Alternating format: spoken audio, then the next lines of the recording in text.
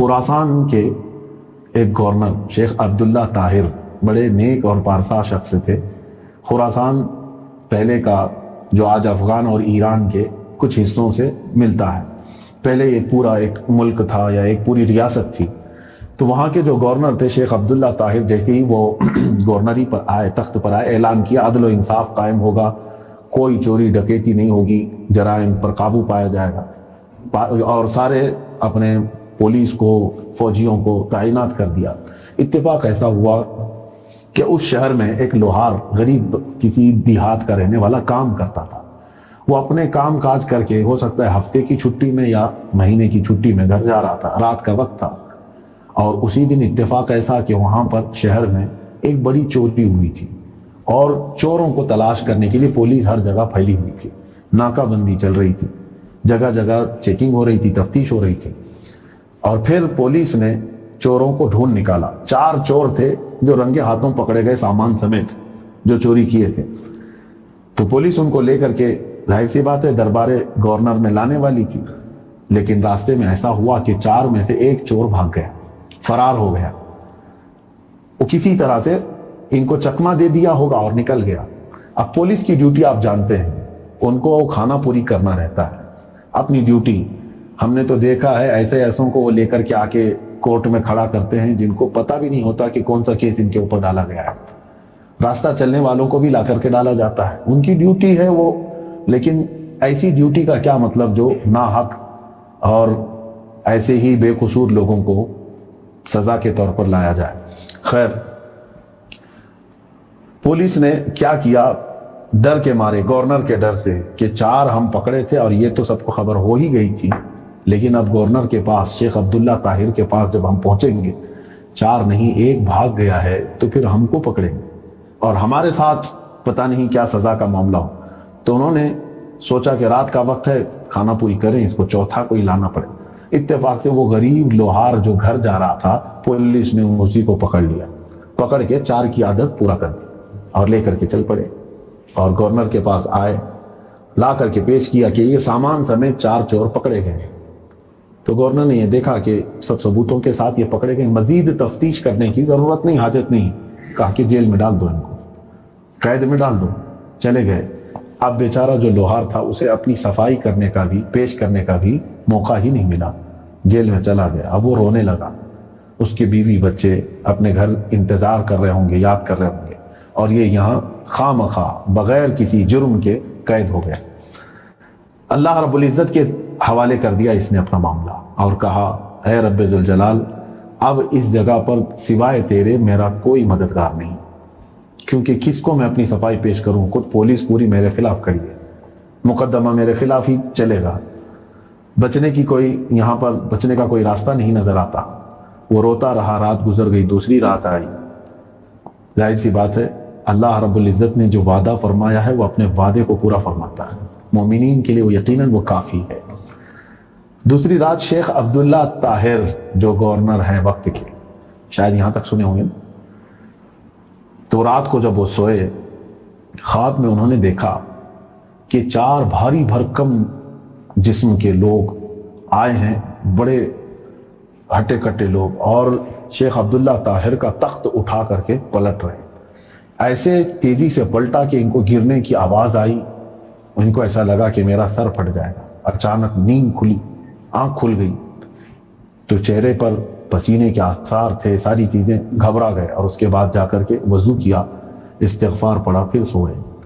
دوبارہ جب نیند لگی تو پھر خواب میں دیکھا، پھر 4 لوگ آئے، 4 لوگ آئے، اب شدت سے پھر تخت اٹھایا، اٹھا کر کے اچھال دیا اور پھر پٹک دیا۔ ان کو ایسا لگا کہ میرا جسم ٹوٹ گیا۔ پھر آنکھ کھلی، فوراً گئے، وضو کیا، پھر آپ نے درود پاک پڑھا، آیتیں پڑھی، اس کے بعد سوئے۔ تیسری بار نیند لگی، پھر وہ 4 لوگ آئے، تخت کو اٹھایا، 3 بار ہوا، اور پھر جیسی پٹکے آنکھ کھلی، آپ نے اس کے بعد وضو کر کے مصلی بچھایا، نمازیں پڑھی، دعا کیا، بہت ساری چیزیں، اس کے بعد سوئے۔ تو چوتھی بار پھر وہی خواب آیا، ایک رات میں 4 مرتبہ سیم خواب آنا، 4 لوگ آ رہے ہیں، تخت اٹھا رہے ہیں شیخ عبداللہ طاہر کا، کس کا؟ جو گورنر ہے، جو حاکم وقت ہے، پلٹ رہے ہیں، اور ان کو ایسا لگتا ہے کہ میں ابھی ٹوٹ کر کے بکھر جاؤں گا، ہڈی پسلی سب ٹوٹ جائے۔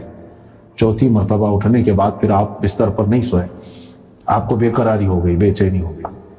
اس کے بعد ان کو ایسا لگا کہ کچھ تو غلط ہوا ہے جو مجھے اس طرح کے خواب آ رہے ہیں، کچھ تو ہوا ہے۔ دن بھر کا انہوں نے حساب دیکھا کہ آج عدالت میں کچھ ہوا یا کسی کے ساتھ کوئی معاملہ۔ آخر میں یہ جو کل قید ہوئے تھے 4 چور، ان کے بارے میں ان کو تفصیلات نہیں معلوم تھی۔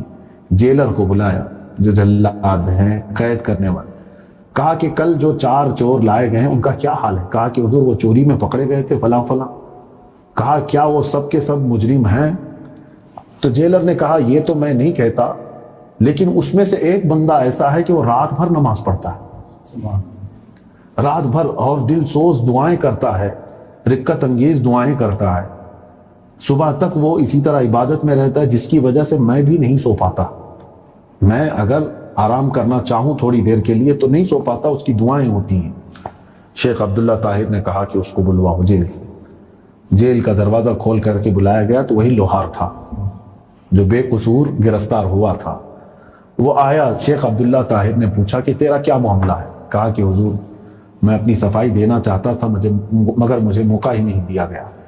میں بے قصور آدمی ہوں، میں لوہار ہوں اور غریب بستی میں رہتا ہوں، دن بھر کمائی کرتا ہوں یہاں پر، اور آج کئی دن کے بعد اپنی آمدنی لے کر کے میں اپنے وطن لوٹ رہا تھا، بیوی بچوں کے لیے کچھ چیزیں لے کر کے، لیکن آپ کی پولیس نے بیچ راستے سے مجھے دھر لیا، پکڑ لیا اور ان چوروں کے ساتھ مجھے ملا کر کے لے آئے۔ تو شیخ عبداللہ طاہر کو یقین ہو گیا کہ یہ بندہ بے قصور ہے۔ پولیس کو بلا کر کے پوچھنے کے بعد، ان کو ڈانٹ ڈپٹ کرنے کے بعد پتہ چلا کہ ایک بھاگ گیا تھا اور اس کو 4تھے نمبر پر ان لوگوں نے شامل کر لیا۔ ان کو بہت ندامت ہوئی، شرمندگی ہوئی۔ گورنر کو، حاکم وقت کو رونے لگے اور اس کے بعد کہا کہ میری آپ سے 3 حاجتیں ہیں۔ کون کہا؟ حاکم وقت شیخ عبداللہ نے۔ پہلی چیز تو یہ ہے کہ اے بندے، تو لوہار ہے، غریب ہے، جو کچھ بھی ہے، پہلی چیز تو یہ ہے کہ تو مجھے معاف کر دے، مجھ سے خطا ہو گئی ہے، غلطی ہو گئی ہے، ناحق میں نے تجھے ایک رات قید میں رکھا، 2 رات قید میں رکھا۔ دوسری چیز یہ ہے کہ میں 1000 درہم، اس وقت چاندی کے درہم ان کو ہدیے میں دے رہے تھے، یہ آپ قبول کر لیں میری طرف سے۔ تیسری میری طرف سے ریکویسٹ یہ ہے کہ زندگی میں جب کبھی تمہیں کسی مال کی، کسی بھی چیز کی حاجت ہو، میرے پاس آ جانا، اور یہاں میں لکھ کر کے رکھوں گا کہ تمہیں کوئی نہیں روکے گا، جتنی جو چیزیں ضروری ہوں وہ لے جائے، کیونکہ میں اپنے یہ 2 رات جو تم پر ظلم ہوئے اس کا کفارہ ادا کرنا چاہتا ہوں۔ اب اس لوہار نے جو بات کہی وہی اس واقعے کا خلاصہ ہے، اس واقعے کا لب لباب، مغز اس کا یہی ہے۔ اس لوہار نے کہا حاکم وقت، حضور والا، آپ کی جو یہ ریکویسٹ ہے، آپ کی جو حاجتیں ہیں، اس میں سے 2 تو میں قبول کرتا ہوں۔